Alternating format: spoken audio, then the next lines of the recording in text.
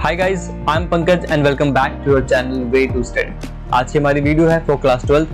Book is Indian people and economy. Chapter number is first, population distribution, density, growth and composition. Start करते हैं first topic के साथ। The first topic is distribution of population. तो इसका मतलब थोड़ा समझ लेते हैं। डिस्ट्रीब्यूशन ऑफ पॉपुलेशन का मतलब है कि किस तरीके से आपके कंट्री के अंदर पॉपुलेशन क्या है, डिवाइडेड है इन डिफरेंट स्टेट्स।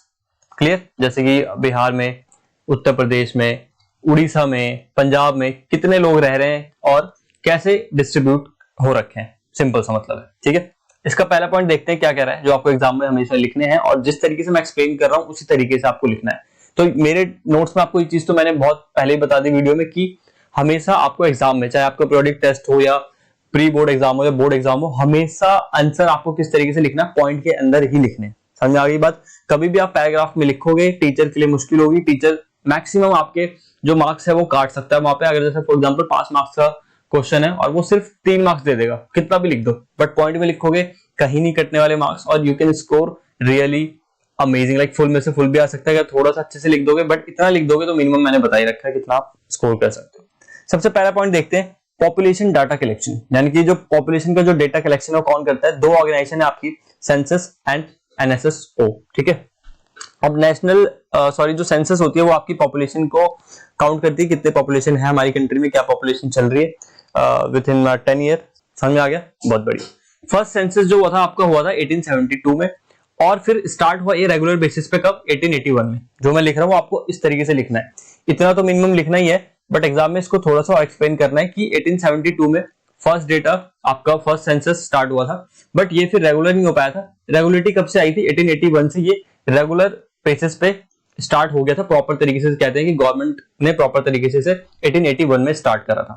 ठीक है, third point, state with highest population कौन सी हमारी? Uttar Pradesh, Maharashtra, Bihar and waste Bengal. सबसे ऊपर आता है उत्तर प्रदेश, फिर महाराष्ट्र, बिहार एंड वेस्ट बंगाल। ये जो डेटा है ना बच्चों, ये हो सकता है कि आपके गूगल से मैच ना करे। अभी आप गूगल करोगे तो अलग डेटा दिखाएगा, बट आपको याद रखना है यही चीज तुम गड़बड़ कर देते हैं। 11th में चीज मेरे को समझ में आई थी जब 11th खत्म हो गई थी, तो 12th में चीज समझ आई कि भाई हम जो भी लिख रहे हैं गूगल से सर्च करके हम पढ़ लेते थे, बट जब हम स्कोर करते थे, जब प्री बोर्ड हुआ, बोर्ड हुआ, तो थोड़ा समझ नहीं आया यार ये हो क्या रहा है। प्री बोर्ड में समझ आ गया था, प्रोजेक्ट टेस्ट में भी, कि टीचर्स मार्क्स क्यों काट रहे हैं। मार्क्स इसलिए काट रहे हैं क्योंकि आप जो डेटा लिख रहे हो वो सही है, गूगल के अकॉर्डिंग आज के टाइम पे अपडेट हो चुका है, बट आपको आंसर लिखना अपनी बुक के हिसाब से। ठीक है, ऐसे बहुत सारे क्वेश्चंस आएंगे जिसमें आपको लगेगा यार मैं खुद से तो लिख सकता हूँ आंसर, बच्चों वाले क्वेश्चंस है।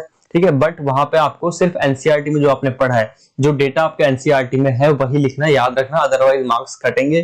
फिर आप सोचोगे कि कहाँ पे मार्क्स कटेंगे। ये चीज बहुत इंपॉर्टेंट है। पहली चीज कि हमेशा पॉइंट में लिखना है। दूसरी चीज, अपना दिमाग मत लगाना। कोई बात नहीं, आई नो चीजें आप बोलोगे यार जो अपडेटेड है हम वो तो वही लिखेंगे ना, बट भाई टीचर नहीं सुनेगा और आप वहां जाके चेक नहीं कराओगे। जो आंसर सीट आती है, मेरे एक्सपीरियंस के हिसाब से बता रहा हूँ, उसमें सिर्फ सीबीएसई में जो एनसीईआरटी में जो आपका सिलेबस है, चाहे डेटा कितना ही पुराना हो, नंबर्स कितने पुराने हो, उसी के अकॉर्डिंग हमें मार्क्स देने पड़ते हैं। ठीक है, याद रखना हमेशा। आ जाओ, फोर्थ पॉइंट क्या कह रहा है? State with lowest population is Arunachal Pradesh. अब यहाँ भी आप गूगल करोगे तो शायद अरुणाचल प्रदेश नहीं आएगा, बट आपको लिखना अरुणाचल प्रदेश है। ठीक है, नेक्स्ट टॉपिक पर बढ़ते हैं। इसमें कोई भी डाउट हो कमेंट में फटाफट पूछो, उसी टाइम में क्लियर करूंगा या नेक्स्ट वीडियो में आपके डाउट्स क्लियर हो जाएंगे, बट कमेंट नहीं करोगे तो कुछ फायदा नहीं। Second one is density of population. बहुत इंपॉर्टेंट टॉपिक। तो डेंसिटी का मतलब क्या होता है भाई? पॉपुलेशन सबको पता है, डेंसिटी का मतलब क्या होता है? सिंपल सा बताता हूँ, पॉइंट के हिसाब से चलते हैं, चीजें जल्दी समझ आएगी।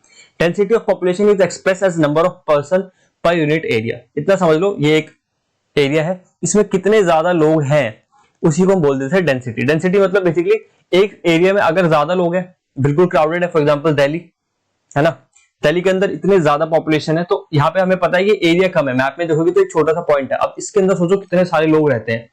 ठीक है, 20 करोड़ के आसपास। तो यहाँ पे हमें समझ में आ रही है कि भाई एरिया कम है और पॉपुलेशन क्या है? ज्यादा। तो हम क्या बोलेंगे? डेंसिटी कैसी है? हाई डेंसिटी है। जहां पे लैंड ज्यादा है, पॉपुलेशन कम है, वहां पे डेंसिटी लो हो जाएगी। डेंसिटी मतलब भीड़, कि एक छोटे से एरिया में अगर 50,000 लोग आ जाएं तो वहां की डेंसिटी क्या हो जाएगी? हमेशा हाई रहेगी। और उसी एरिया में अगर 2-3 लोग हैं, जितनी उसकी कैपेसिटी है, तो वो क्या होगी? लो होगी। समझ में आ गया? इसको बोलते हैं डेंसिटी। पहले पॉइंट के अंदर अब यहाँ पे 2 पॉइंट और है, ए और बी।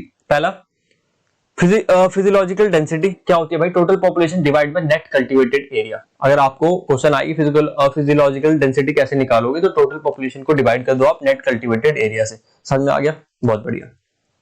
अब बात करते हैं एग्रीकल्चर डेंसिटी की। तो total agriculture population divide by net cultivated area. यहाँ पे एग्रीकल्चर पॉपुलेशन नहीं, यहाँ पे सारी पॉपुलेशन थी, तो सारी पॉपुलेशन में आपके सारे लोग आ गए, आपके एग्रीकल्चर जो करते हैं वो भी आ गए, आपके टर्सरी एक्टिविटी जो करते हैं वो भी आ गए, मतलब सारी पॉपुलेशन कोई भी काम करती हो, सर्विस सेक्टर में हो या एग्रीकल्चर सेक्टर में, उससे फर्क नहीं पड़ रहा, उसको आप डिवाइड कर दोगे नेट कल्टीवेटेड एरिया से जहां पे खेती होगी। बट यहाँ पे अब क्या होगा, जब एग्रीकल्चर डेंसिटी आपको निकालनी है तो total agriculture population divide by net cultivated area. समझ में आ गया? चलो सी क्या कह रहा है भाई, agriculture population not density, population includes cultivators and agriculture labours and their family members. तो अगर हम बात करें कि भाई एग्रीकल्चर पॉपुलेशन कौन सी है, एग्रीकल्चर पॉपुलेशन कौन सी, तो सिंपल सी बात है, जो लोग एग्रीकल्चर में इन्वॉल्व है, ठीक है, चाहे वो हॉर्टिकल्चर हो, चाहे एनिमल हस्बेंड्री हो, चाहे कुछ भी हो, तो जो एग्रीकल्चर से रिलेटेड चीजें हैं उनके लोग, उनकी फैमिली और वो लोग किसके अंदर आ जाएंगे, एग्रीकल्चर पॉपुलेशन के अंदर आ जाएंगे। उसी तरीके से अगर मैं बोलूं कि भाई वर्किंग पॉपुलेशन क्या है, जो कंपनीज में काम करते हैं, कॉर्पोरेट्स हैं जितने, तो उनका क्या हो जाएगा, जो लोग कंपनी में काम कर रहे हैं, जो टर्सरी एक्टिविटीज है या जो सेकेंडरी एक्टिविटीज में कर रहे हैं, उनको हम उसके अंदर डाल देंगे। तो अगर क्वेश्चन आ जाता है कि टर्सरी पॉपुलेशन, तो आपको समझ में आना चाहिए कि टर्सरी पॉपुलेशन क्या है, सेकेंडरी पॉपुलेशन क्या है, या जो वर्किंग पॉपुलेशन है वो कौन सी है। समझ में आ रहा है? नाम से क्लियर है तो काफी।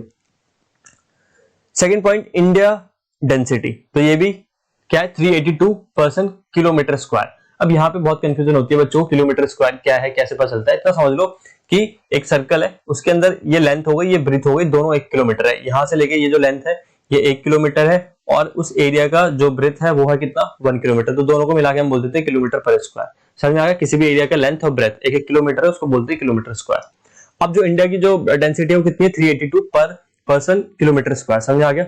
स्टेट विथ हायर डेंसिटी क्या है, बिहार, यानी कि बिहार में सबसे ज्यादा भीड़ भाड़ कह सकते हो, ये है स्टेट की अगर हम बात करें तो, कि एरिया कम है उसमें लोग ज्यादा है as compare to your book और CBSE NCERT. State with lowest density Arunachal Pradesh. समझ में आ गया? बहुत इजी है।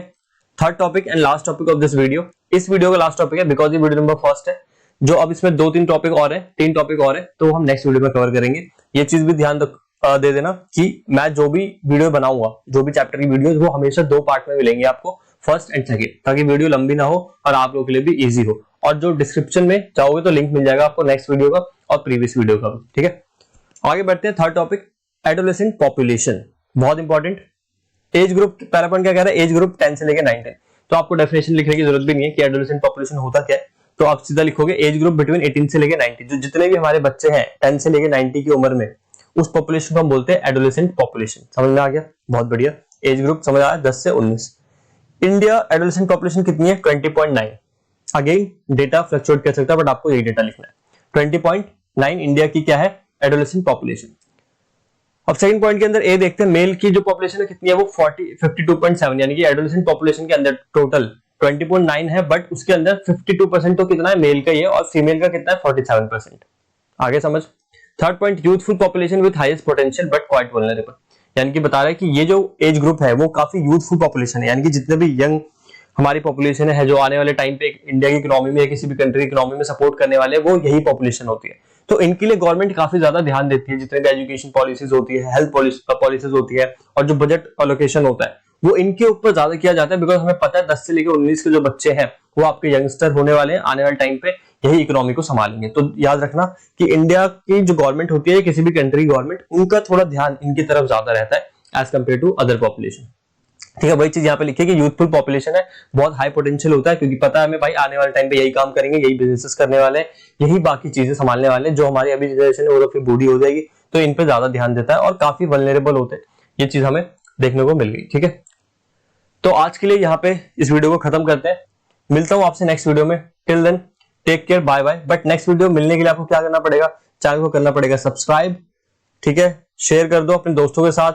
Do everything what you can do, I need your support, तभी मैं ऐसी वीडियोस और ज्यादा ला सकता हूँ आप लोगों के लिए। साथ में मिलकर पढ़ेंगे, काफी अच्छे मार्क्स स्कोर करने आप लोगों को इस बोर्ड में, ताकि आपके पास सिर्फ ये ना हो कि यार मार्क्स की वजह से मैं रह गया, अदरवाइज मुझे बेस्ट कॉलेज मिल जाता है या मेरी बेस्ट करियर लाइफ चूज मैं कर सकता था। ये चीज मैं बिल्कुल नहीं होने दूंगा, इस सब्जेक्ट के साथ तो बिल्कुल नहीं होने दूंगा। ठीक है, मिलते हैं नेक्स्ट वीडियो में। Till then take care, bye bye.